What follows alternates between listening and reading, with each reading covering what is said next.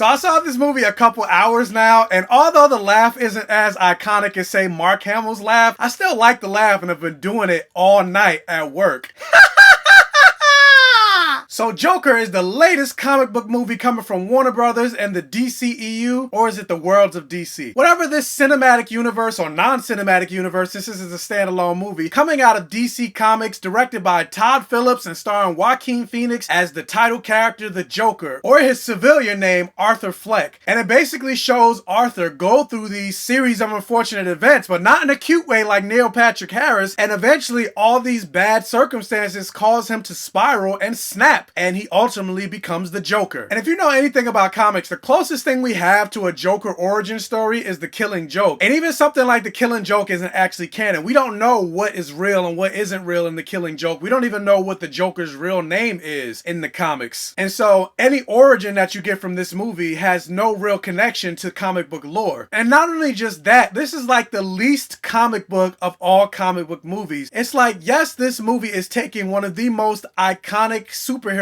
villains of all time and a lot of people's favorite villain. Granted, he's not mine. My favorite superhero villain is Dr. Doom, and it's basically taking his life and his origin and making it and steeping it in a lot of realism. Like, there's not a lot of comic book moments in this movie, and I don't say that as a bad thing at all. I'm just saying, if you're going into this movie thinking you're gonna get a comic book movie, you're not. Like, honestly, this movie shouldn't even be called Joker, because you see him in the makeup and the costume that kind of looks like the classic purple costume that Jack Nicholson wore in the 1980s Batman, and even what the Joker wears in the animated series. This is not the comic book Joker. Like, yes, there are themes connected to it, but this is not the comic book Joker. That's why, like, when conversations come up, which I know they're gonna come up, who is the best live action Joker? Is it Cesar Romero? Is it Heath Ledger? Is it Jared Leto? Nobody's gonna pick Jared Leto. Is it Jack Nicholson? I find it hard to place Joaquin Phoenix in that list, because yes, while Joaquin Phoenix played an awesome version of the Joker, I don't really see this as the Joker, because again, when you think of the Joker, you think of a more comic book-esque type villain, and Joaquin Phoenix was not that. But with that said, this movie was awesome, and he did a phenomenal job playing Arthur Fleck. In this movie, Joaquin Phoenix is basically carrying this entire movie. Like, yes, there are other characters, but they're the sidest of the side characters, and that's not to say they don't add anything to the story, because they very well do. Joaquin Phoenix is basically in every single scene of this movie, because it's mostly told through his perspective. And yeah, like I said, and because I know the conversation is going to come up, people are going to say, well, who's better, Heath Ledger or Joaquin Phoenix? And again, it's hard to place those two or compare the two of their Jokers, because even like take movies like The Dark Knight